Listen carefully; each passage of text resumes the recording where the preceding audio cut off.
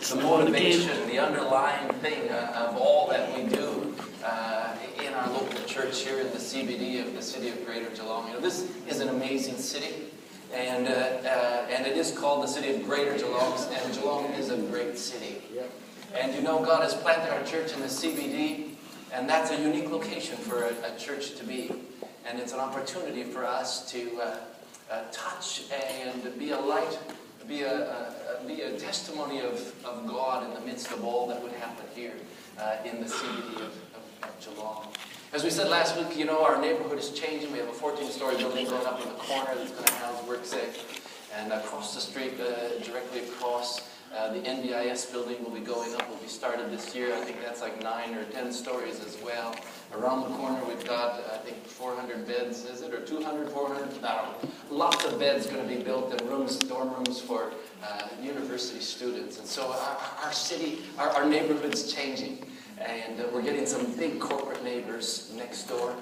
And, you know, and I just believe that God would have us even now to be, I guess as it were, looking to Him and expecting, asking God, how is it that we could actually connect with these neighbors, these entities, and get in alongside and develop some relationships. You know, I believe that's how the gospel should work. I believe that's an opportunity as a local church that other churches might be able to do from a distance, but we get to do it because we're their next door neighbor. You know, we're the one that take the pie over and give them pie and have coffee with them. You know, you might say, really, could we do that? Well, you know, actually, I'm hoping for that. An idea I have, I don't know if it'll happen, but an idea I have, wouldn't it be great that when all those new WorkSafe employees sit down at their desk on the first morning, wouldn't it be great to have something on their desk that welcomes them to Geelong? Yeah. Wouldn't it be awesome?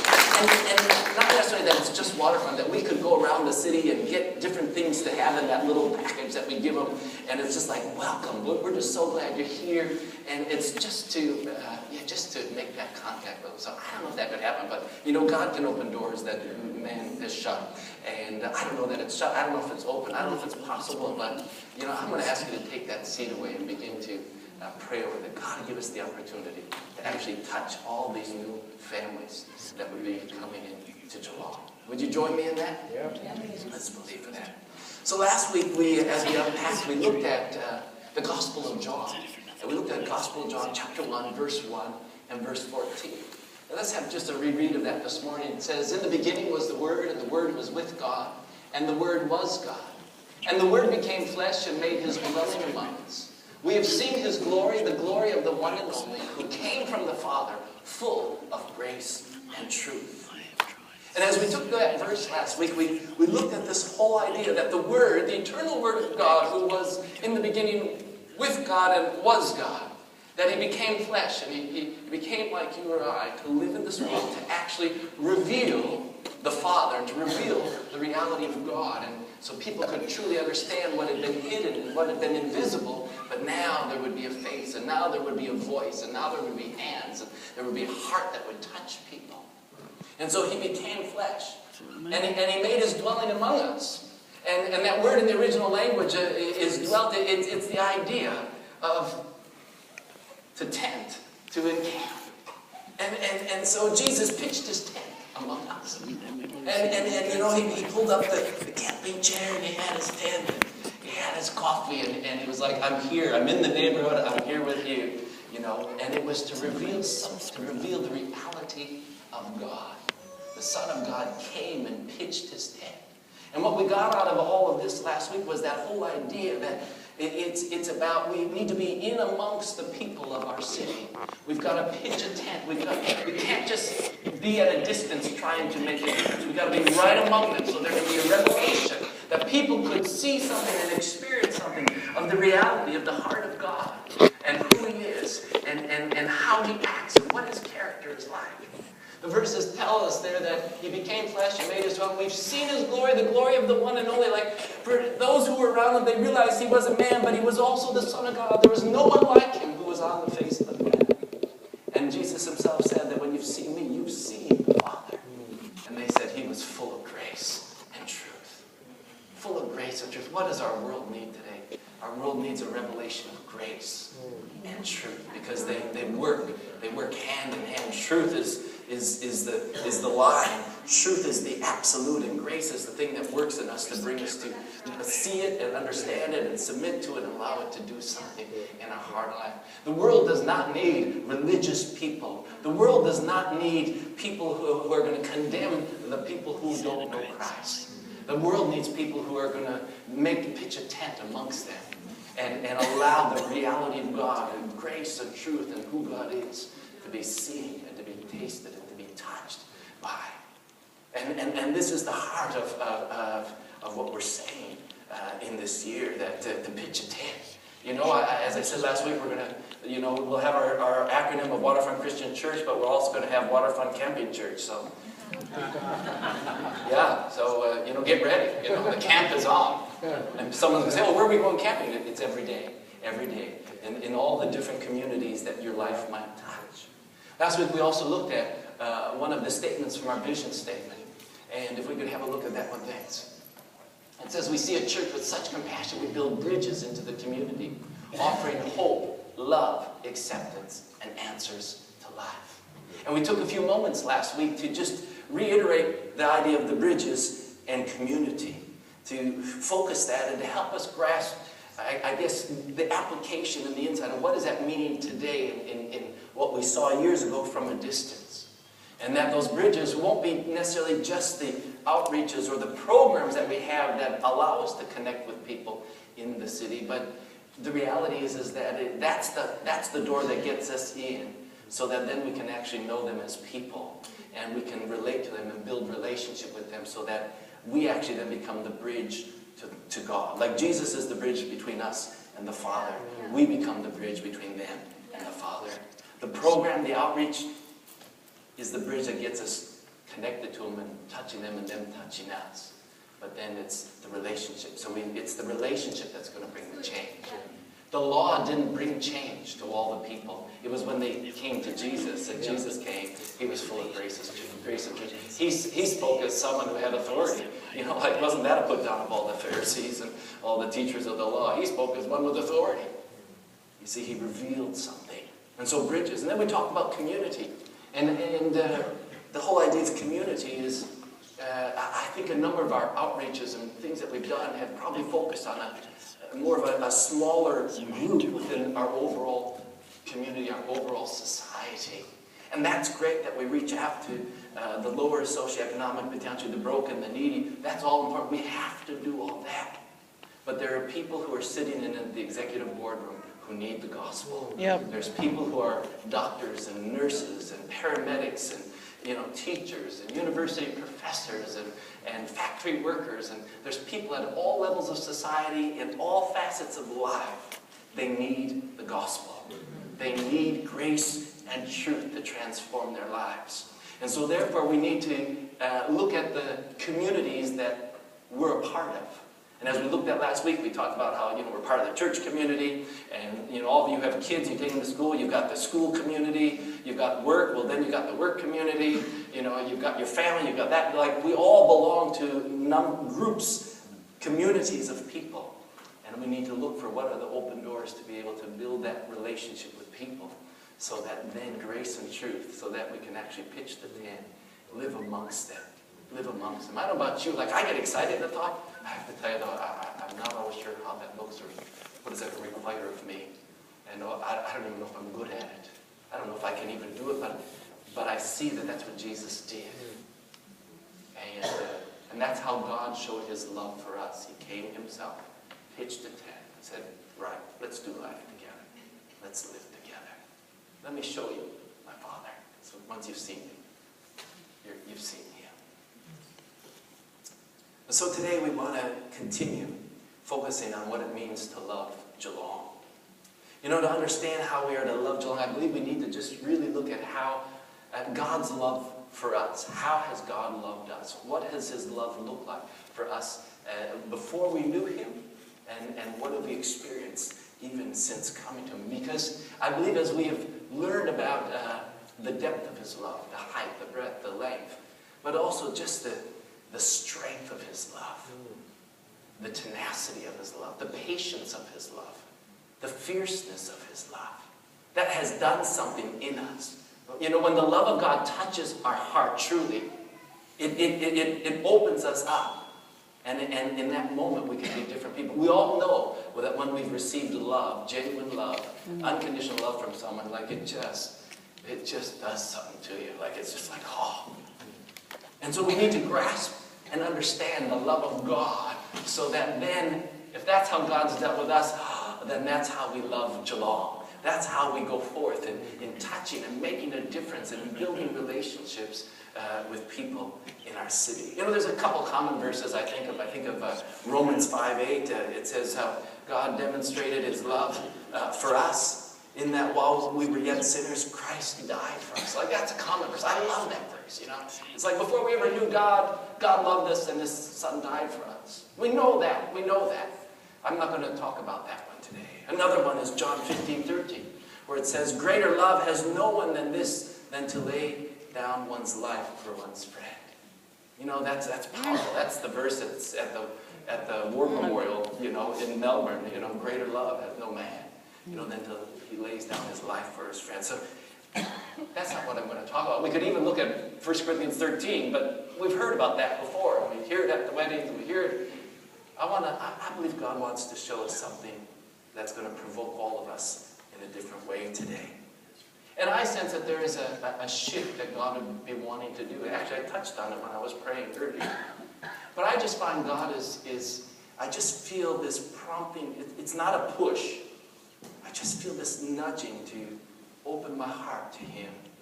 Because he's wanting to just move me just a little bit this way so that I can see something that actually is fresh light. Not the revelation, the understanding that I got 5 years ago about something. Because that light is actually dimmed. It's lost its strength. It no longer penetrates in the way that it should. He's wanting us to open. Well, this is what he's doing in my heart. And I don't quite understand it, but I just feel like, I feel like he's taking me out, almost like I'm stepping out, you know, kind of like the just shall live by faith in Indiana Jones, where, you know, you step out and there's nothing there. But he wants to reveal something. He's wanting to move me out of my defaults. Which I don't know about you, but for those of you who are more mature than some who are here, you know, the more mature we get, sometimes the more we really go back to our defaults. And I believe God is wanting to create a new default for us as a local church. A new default. A new default. So, I just want to remind you of John 20:21. Then we're going to look at our text, which is in Luke. But John 20:21 says, as the Father has sent me, I am sending you. These were Jesus' words. So let's just use that as a backdrop today as we look through Luke 15 very briefly this morning. So take your Bibles, if you will. Turn to the Gospel of Luke chapter 15. Are we still breathing out there? Yep. Great. Good. Anyone getting hungry yet? If you don't talk about it, we won't be. Okay, I won't. I guess it's probably because I am. So let's start. Let's start in verse 1. I want to go through the whole chapter, but we won't read every verse, okay? Because that will take a lot of time, and hopefully most of us are familiar with the parables that are in this chapter. But let's just start in verse 1. It says, now the tax collectors and sinners were all gathering round to hear him. Just think about that. Jesus, the Son of God, the tax collectors, and the sinners, they were all gathering around to hear him. Oh, what was he doing that would cause those people to want to come sit with him and hear him and listen to him? What was he doing? It wasn't in the synagogue, you know. It wasn't, you know, it was just it was like his approach to reaching people had to be so different that the tax collectors thought, beauty, I'm going to go listen to this guy. There was something that provoked them. Something that got their attention. Maybe it was because Matthew, one of the disciples, had been a tax collector. Maybe it was. Maybe it was. I don't know. But there was something that gripped their hearts, and so they were drawn to it. And these tax collectors, they were people that the Pharisees, the religious leaders, they did not accept. They despised them.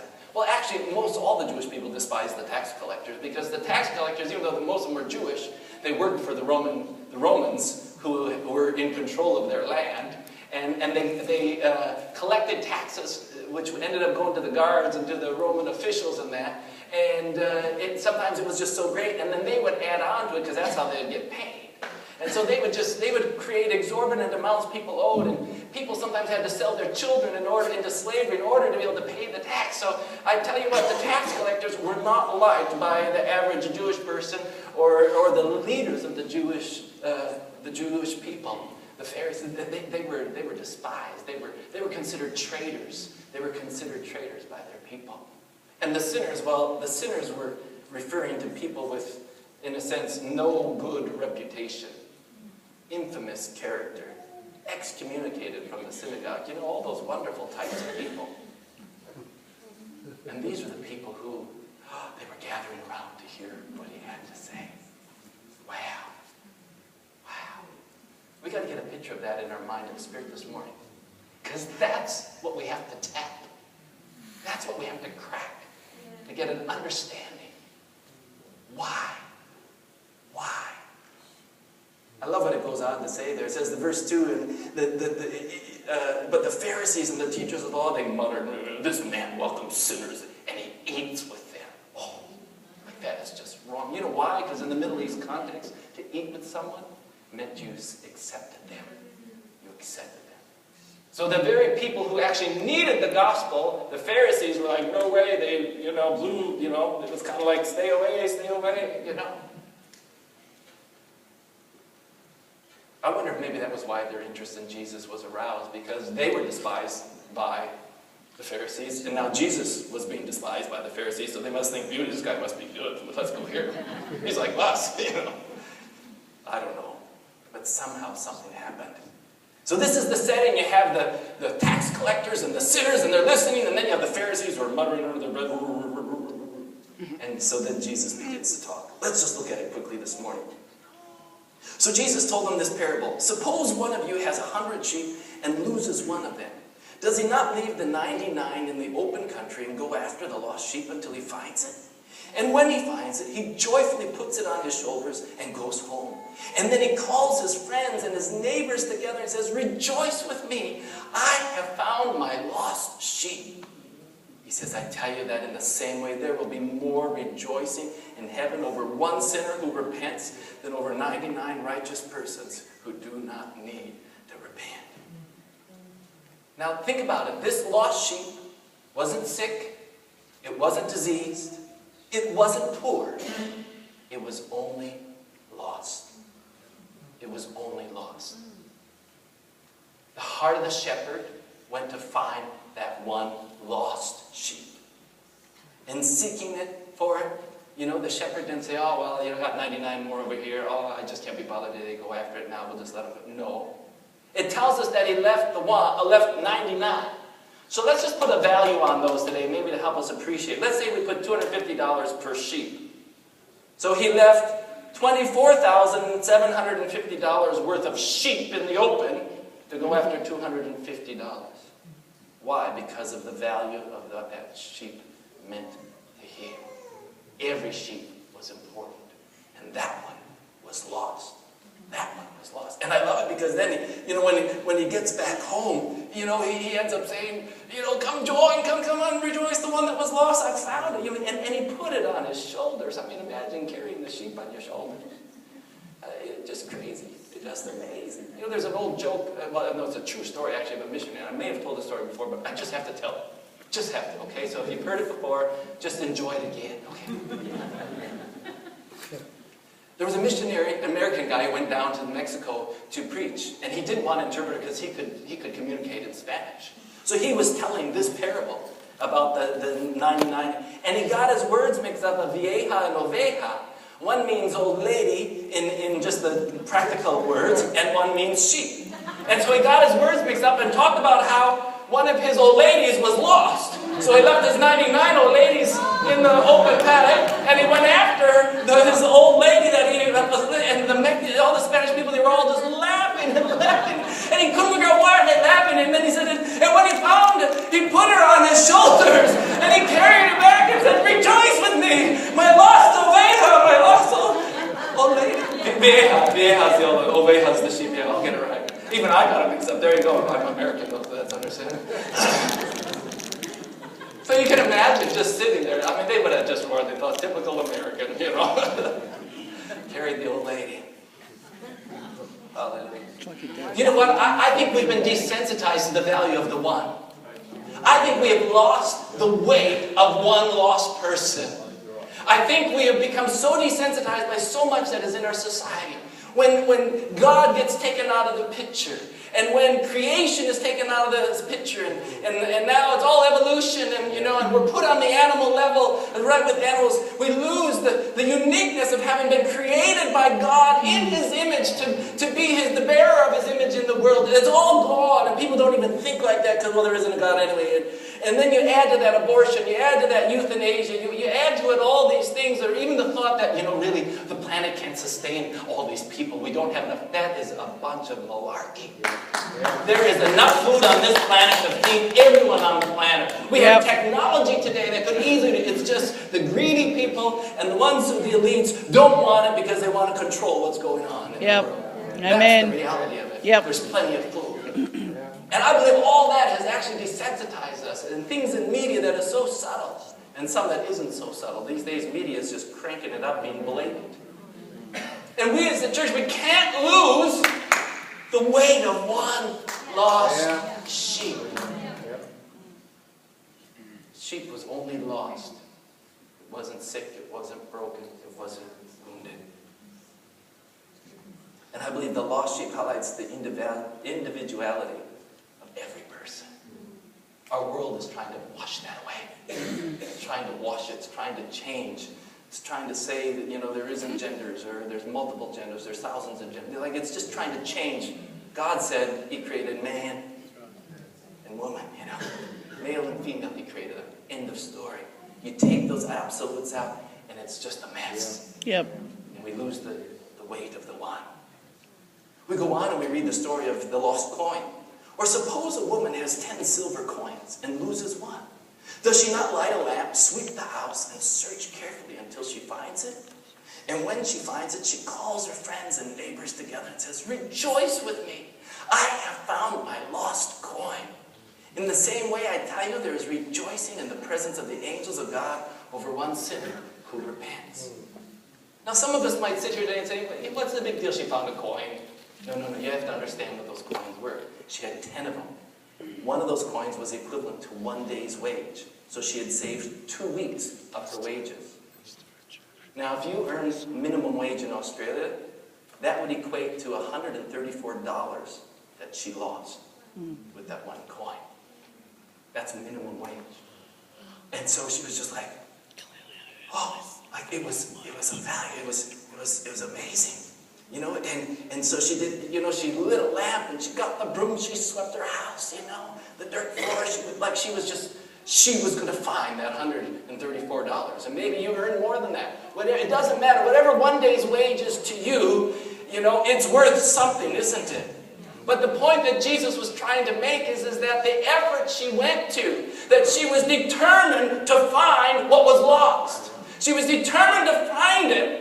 And when she did, she called her neighbors together and said, rejoice with me. I found the lost coin. My coin that was lost is now found. And Jesus said, and so it'll be in heaven when, there'll be rejoicing in heaven when that one repents. That's what's going to happen in heaven. And it's amazing. The value and the importance to the woman is highlighted by her telling her friends and neighbors. Another translation says, be happy with me. Be happy with me. Not don't worry, be happy. Be happy with me. It was just like this lady was just beside herself. Yes. Think about those times in your life where if you could, you would have done a bit of a dance down on the street corner going, yes, But of course, you don't want to make a fool of yourself. But there was just that excitement in you. Well, that's what that lady felt about having found the lost coin. There's something of our heart that has to be gripped with the idea of searching out and finding someone who's lost. We have to be captivated. There has to be something in our heart along that line. Does that make sense to you? What is a person's salvation worth? Is one person's more important than another? Will you be a person who God can go looking for a lost sheep, or one who will work hard until a lost coin is found? Is there something in you that is just, you're going to search until you find? You'll go to whatever length until that person is found. Because that's what I believe God is wanting to show us today about loving Geelong. There's plenty of churches. There's plenty of people exposed to all sorts of things about church. But it's the heart of God when that touches someone. Cuts right through it all. Cuts right through it all.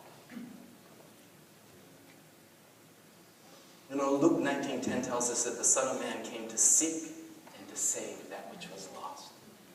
That's why he came. He came to seek and to save that which was lost. How are we going to love Geelong? We must become a people who begin to embody this whole idea of seeking. Seeking.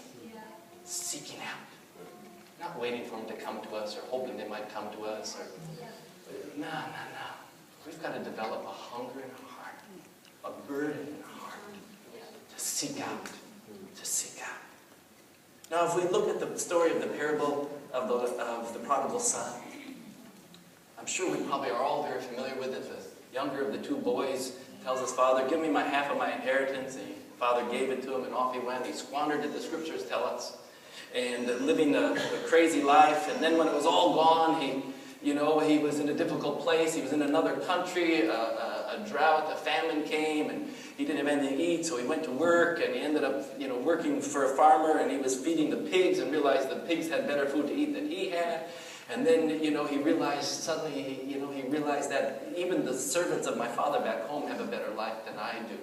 He came to his senses, and so he said, "I'm going to go back home, and I'm going to ask my father's forgiveness, and I'll just go be a servant, but at least my life will be better than what I had."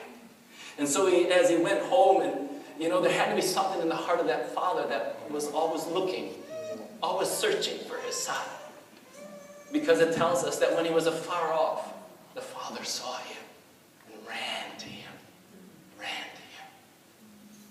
I don't know about you. I remember when we were going to move here back in 1983. We were in the airport in LA, and there was this family saying goodbye to this woman.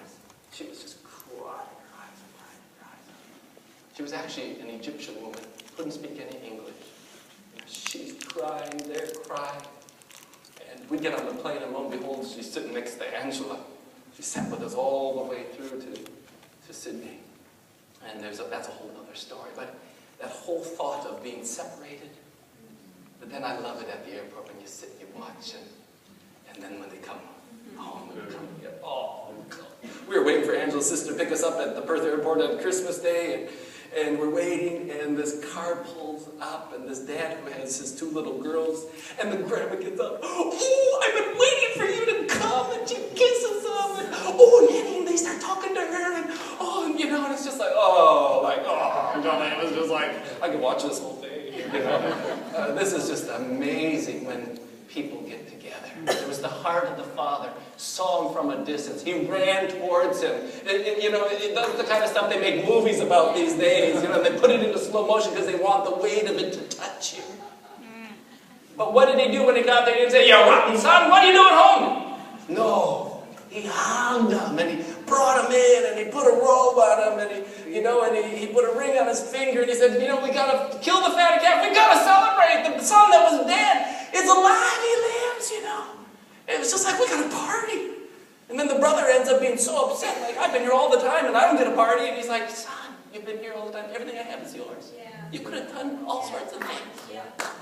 But he says, it's needful that we celebrate. It's needful that we celebrate because your brother who was dead is alive. It's needful. And those words have just grabbed my heart. It was needful. It was, people are, he says we are bound to make merry and celebrate. There are people in our world today who are trying to satisfy that void within their life with all sorts of things. And it's the love of God that void was meant for. It's the life of God that void was created for. Nothing can fill it Nothing can fill it. What belongs to God belongs to God. Nothing else can fill it. People try and fill it, but they can't. And, they're trying to do all these things, and they're led to believe, that if they do this or they do that, all these types of things that are going on in our world. And I mean, here the prodigal spent half of the inheritance. He spent it and squandered it. But you know what I love about this? Because it's like, to me, it's that whole idea that people who have lived a life that maybe they squandered, maybe they lost this, they could have that, I should have done this, where we just really have messed up in life. It doesn't matter to the Father. It doesn't matter to the Father. The Father is going to love you no matter what. He's going to love you no matter what. And He's going to restore you to that place of belonging and that place of importance in the family. People need to understand, no matter how bad life has been or what's going on, that God will receive them.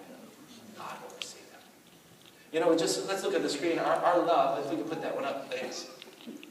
Our love must reveal the worth of the individual. Our love must reveal the acceptance of God. Our love must reveal the embrace of God. It must reveal the forgiveness of God. It must reveal God's power to change, to heal, and to restore. Because that's hope. You're actually giving them something that is amazing. Something that is powerful. And that's what I believe our love needs to do. That's whatever we're doing. And you might say, how is that going to happen? I don't know how it's all going to happen.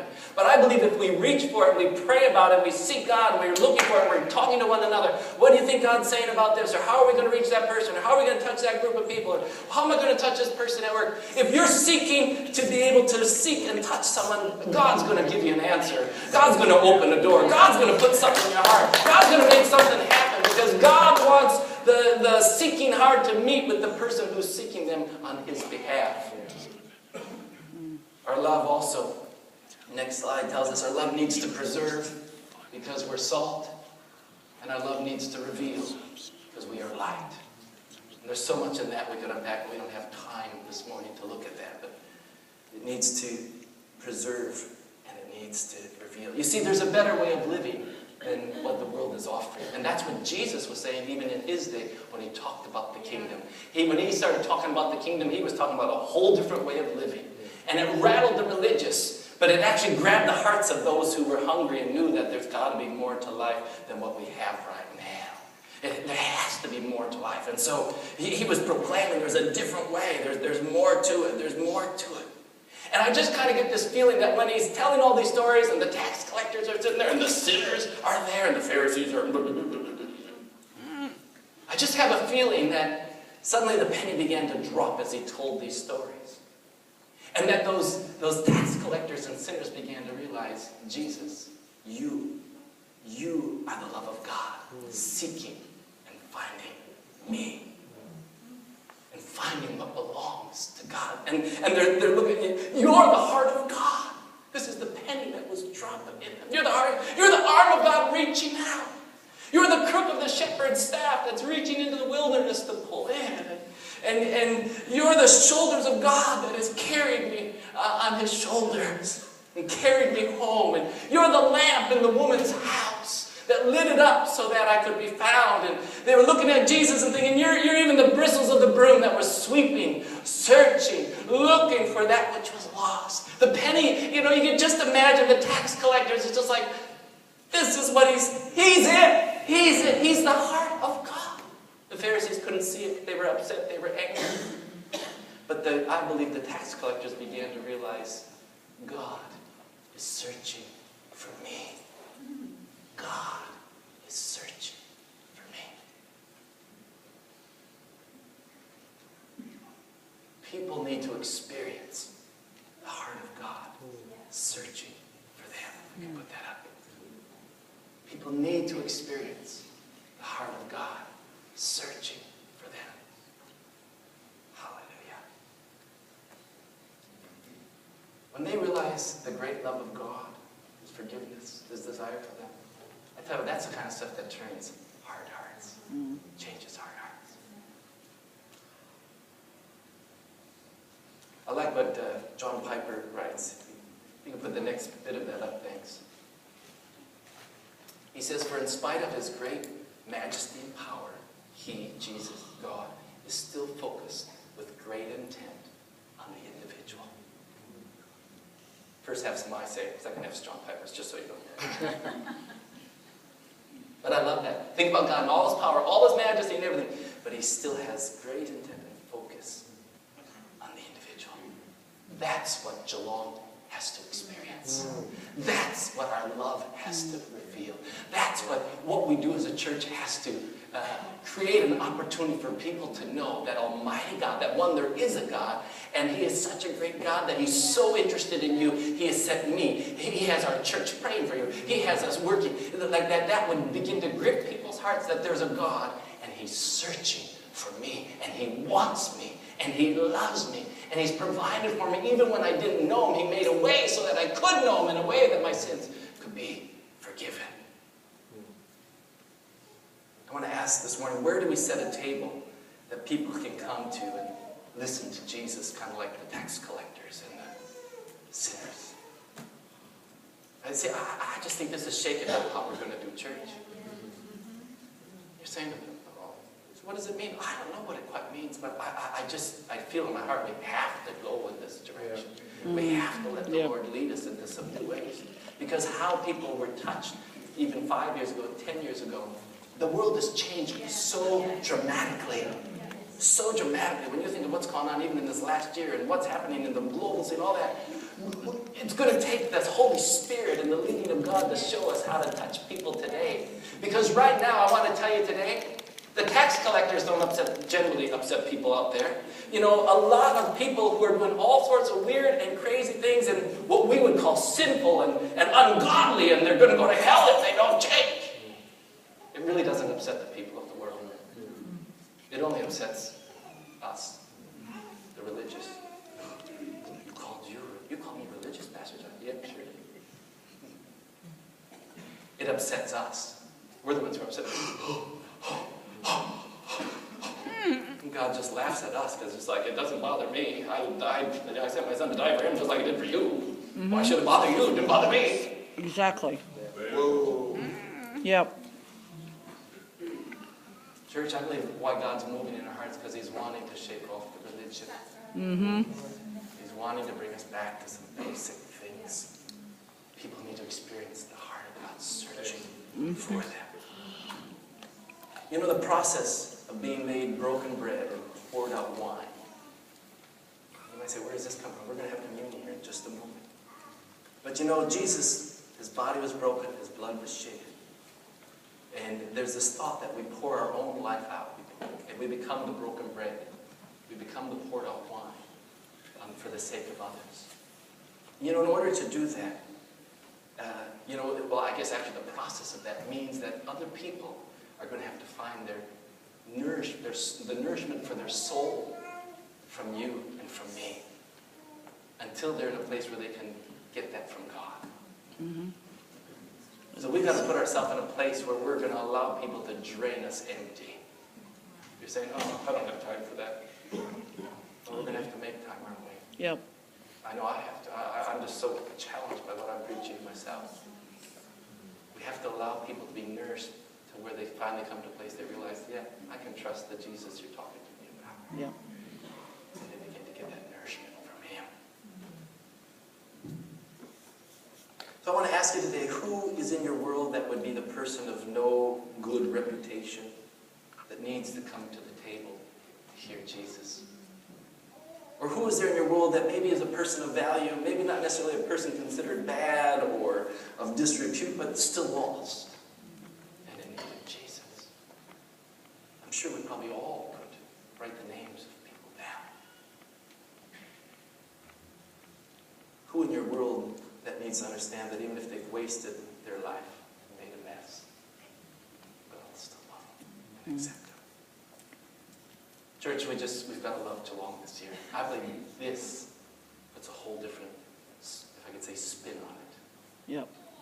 It's the heart of God searching for people. Searching. Searching. Most of us probably can remember when we began to experience that. And when that really made sense, that God loved me. Yeah. He knew my name.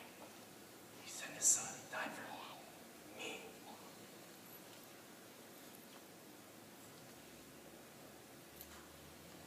It's powerful. It's powerful.